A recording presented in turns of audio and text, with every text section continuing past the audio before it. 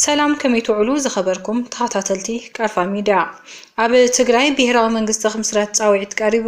መልዓለ ጸንተ ተውኺናት ትግራይ ጉዳይ ምዕራብ ትግራይ ደቡብ ትግራይ ኮነ ሕቶ ጸለምቲ ነበረን ተባሂሉ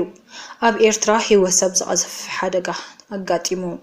ሓይሊ ኣየር ኣሜሪካ ብውሕዱ 7 ነፈርቲ ከም ዝኸሰረ ተገሊጹ ዝብሉን ካልኦት ሓበሬታታትን ክነከፍለኩም ኢና ሓቢርኩም ናጽንሑ ኣብ ትግራይ ብሄራዊ መንግስቲ خمسرات ጻውዒት ቀሪቡ ኩሎም ኣብ ምርጋጽ ረብሓን ህልውናን ትግራይ መሰረት ገይሮም ዝንቀሳቀሱ ደቂ ትግራይ ብማዕረ ዝሓቆፈ ብሄራዊ መንግስቲ خمسرات ይግባእ ክብል ብሄራዊ ባይቶና ዓባይ ትግራይ ባይቶና ጸዊዑ ባይቶና ነዝበለ ዕድመ ስልጣን ግዚያዊ ምሕዳር ትግራይ 30 መጋቢት 2018 ዓመተ ምህረት ይውዳእ ስለ ዘሎ ኣብ ቀጻሊ መወጾ ትግራይ ዝኸውን ሓሳብ መሰረት ገይሩ ሎም 26 መጋቢት 2018 ዓመተ ምህረት ንጋዜጠኛታት ኣብ ዝሃቦ ጋዜጣዊ መግለጺ እዩ ብውዕል ፕሪቶሪያ ዝተመስረተ ግዚያዊ ምሕዳር ትግራይ ክሳብ ሕዚ ንኽፈትሖ ዝተቐመጠሉ ዛዕባታት ብኣግባቡ ኣይተግበረን ዝበሉ ሓለፍ ርክብ ህዝቢ ውድብ ባይቶና ኣይተ ኣማኑኤል ግርማይ ስለ ዝኾነ ድማ ካብ መጋቢት 30 ድሓር ኩሉ መዳይ ጸገማት ትግራይ ክፍታሕ ብዝኽእልን ኩሎም ደቂ ትግራይ ብማዕረ ዝሓቁፍን ብሄራውን ሓድነታዊ መንግስቲ ክጣየሽ ይግባእ ኢሎም ኣብ ትግራይ ድሕሪ ምውዳእ ዕድመ ስልጣን ግዚያዊ ምሕዳር ዝህሉ መንግስቲ ብዝተፈላለዩ ወገናት ብዙሓት ሓሳባት ከም ዝለዓሉ ዝሓበሩ ኣይተ ኣማኑኤል እቶም ብበዝሒ ዝለዓሉ ግና ቅድሚ 2013 ዓመተ ምህረት ዝነበረ መንግስቲ ናብ ስልጣን ይመለስ ከምኡ ድማ እቲ ዘሎ ግዚያዊ ምሕዳር ዝመርሐሉ ጊዜ እናዋሕ ዝብሉ ከም ዝኾኑን ይኹን ዳምበር ካብዞም ክልተ መማረጺታት ንላዕሊ መዋጮ ትግራይ ዝኸውን ኩሎም ኣብ መረጋገጺ ረብሓን ህልውናን ትግራይ ተጋሩን ተመሳሳሊ ኣመላኽታ ብዘለዎም ኣብ ውሽጢ እንደገን ዝርከቡ ደቂ ትግራይ ሓቆፋይ ብሄራዊ መንግስቲ ምስራት ከም ዝኾነ ሓቢሮም ሓላፊ ፖለቲካዊ ጉዳያት ውድብ ባይቶና ኣይተረዘኖም ሃይለ ስላሴ ብወገኖም ጸገም ትግራይ ዝፍታሕ ኣብ ትግራይን ብተጋሩን ጥራሕ ከም ዝኾነ ዝገለጹ ኮይኖም ብሽም ትግራይ ኣብ አዲስ አበባ ዝግበር ምንቅስቓስ ተቐባልነት ከም ዘይብሉ ድማ ገሊጾም መልዓል ጽንተታዊ ኩናት ትግራይ ጉዳይ ምዕራብ ትግራይ ደቡብ ትግራይ ኮነ ሕቶ ጸለምቲ ነበረን ኢሎም ፕሬዝዳንት ሌተር ጀነራል ታደሰ ወረደ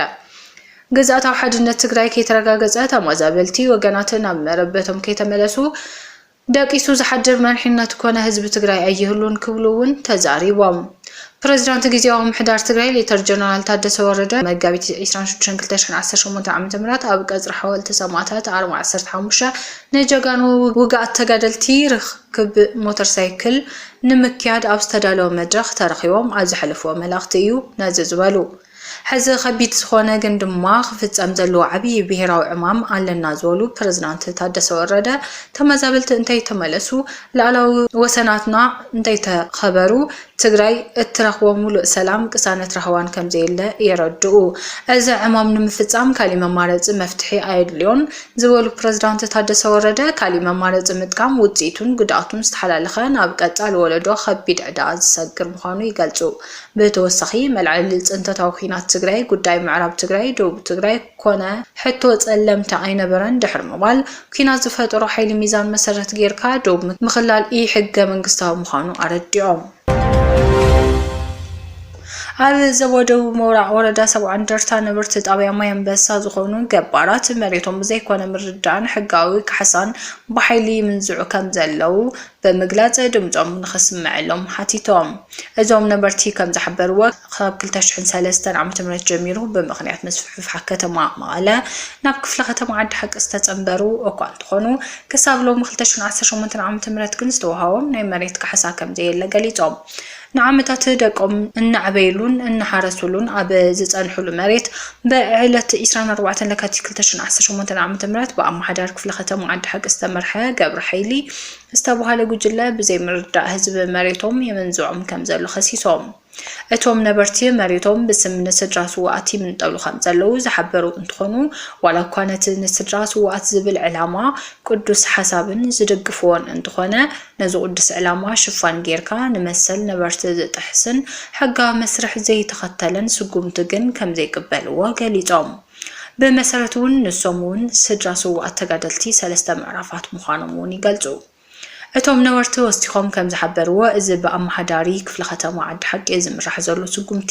ሕግን ኣሰራርሓን መንግስቲ ዝጣሓስ ብምዃኑ ካብ ጣብያ ክሳብ ዞባ መቐለ ጥርዓኖም እኳ እንተቕረቡ ክሳብ ሕዚ ግን ሰማዒ እዝኒ ብምስኣኖም ተስፋ ቆሪፆም ከም ዘለው ገሊፆም ብምዃኑ ድማ ነቲ በፂሕና ንዝበልዎ በደል ህዝቢ ክስምዐሎም ንመሰሎም ክቃለሰሎምን ፍትሒ ንኽረኽቡን ድምፂ ክኾኖምን ተማሕፂኖም። ኤርትራ ህይወት ሰብ ዝቐዝፍ ተፈጥራዊ ሓደጋ ኣጋጢምዋ በርቂ ኣብ ሰብ ጉድኣት ከም ዘውረደ ምንጭታት ካብቲ ከባቢ ሓቢሮም። ኣብቲ ብሓሙስ ኣብ ከባቢ ኸረን ሸሸረማ ኣብ ዝተባሃለ ዓዲ በርቂ ዝተሓወሶ ብርቱዕ ዝናብ ኣብ ሓንቲ ስድራቤት መጉዳእቲ በፂሕሎ። ኣብቲ በርቂ ኣቦ እታ ስድራቤት ክመውት እንከሎ ሓደ ወድን ኣዲኡን ኣብ ሆስፒታል ሕክምናዊ ምክትታል ይግበረሎም ከም ዘሎ ካብቲ ቦታ ዝመፀና ሓበሬታ ኣመላኺቱ። ሎሚ እውን ኣብ ከባቢ ከረን ሓያል በርቂ ዝበዝሖ ውሕድ ዝናብ ከም ዝዘንብ እቲ ሓበሬታ የመላኽት።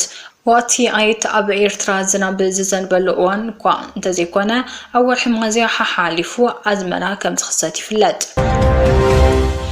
ኢራናውያን ንዝሓለፉ 36 መዓልታት ብዘይ ኢንተርነት ይሕልፍዎ። ኣብ ኢራን ኢንተርነት ካብ ዝቋረፅ 36 መዓልቲ ሓሊፍዎ ይርከብ። በዚ ድማ ከምቲ ተጋሩ ካብ ዓለም ተነፂሎም ንኣዋርሕ ዝፀንሑ ተመሳሳሊ ፀልማት ናይ ሓበሬታ ግዜ ሂወት ይሕልፉ ኣለው። ብዓለም ለኸ ኢንተርነት ዝቋረፅር ኔትብሎክስ ኣብ ኢራን ኢንተርነት ካብ ዝቋረፅ ልዕሊ 840 ሰዓታት ሓሊፍዎ ከም ዘሎ ይግለፅ። ኣብ ኢራን ኣብዚ እዋን ዘሎ ኢንተርነት ቅድሚ ሕዚ ከም ዝነበሮ 100 ጥራሕ እዩ ኣገልግሎት ዝህብ ዘሎ። እዚ ድማ ሰብ ስልጣነቲ ሃገር ደገፍቲ መንግስትን ጋዜጠኛታትን ጥራሕ ብዘይደገፍ ዝጥቀምሉ እዩ። ካብዚ ወፃኢ ከም ስትራይሊንክ ዝበሉ ሳተላይታት ብምጥቃም ኣገልግሎት ኢንተርነት ዝጥቀምለው። እዚ ግን ዋግኡ ክባር ምዃኑ ኩሉ ኣይጥቀመሉን። እቲ ስትራይሊንክ ዝወሃብ ኣገልግሎት ኢንተርነት ክጥቀም ዝተረኽበ ኢራናዊ ድማ 2 ዓመት ክእሰር ስለ ዝኽእል ማንም ኣይደፍሮን። መራኸብቲ ሓፋሽ ኢራን ኩናት ካብ ዝውላዓ ኣትሒዞም ብኣማይ ዝቁፀር ናውቲ ስትራይሊንክ ከም ዝወነኑ ይገለጽ። ሓይሊ ኣየር ኣሜሪካ ብውሕዱ 7 ነፈርቲ ከም ዝኸሰረ ተገሊጹ። ኣብ ማእኸላይ ምብራቕ ኣብ ዝካየድ ዘሎ ኩናት ሓይሊ ኣየር ኣሜሪካ ብውሕዱ 7 ነፈርቲ ኪሳራ ከም ዘጋጠሞ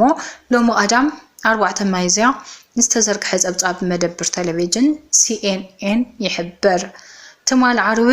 2 ሚያዝያ ኣብ ዝተፈላለየ 2 ኣጋጣሚታት 2 F-15 A-10 ዝዓይነተ ነፈርቲ ሓይሊ ኣየር ኣሜሪካ ከም ዝተሓምሸሻ ዝፍለጥ እዩ። ኣሜሪካ ኩናት ምስ ኢራን ካብ ትጅምር ንድሓር 7 ነፈርቲ ዛጊደ ኪሳራ ከም ዘላ ጸብጻባት የመላኽቱ። 2 መጋቢት 2026 ኩናት ምስ ኢራን ምስተጀመረ ድሕሪ ሒዲት መዓልትታት 3 F-15S ብጌጋ ባሕልታት ምክልኻል ኣየር ኩዌት ተሃሪመን ከም ዝወደቓ ዝዝከር እዩ። ክቡራት ተኸታተልቲ ቀርፋ ሚድያ ሓበሬታና ነዚኦም ይመስሉ ነይሮም። ምሳና ስለ ዝጸናሕኩም ኣዚና ነመስግን። ሰላም።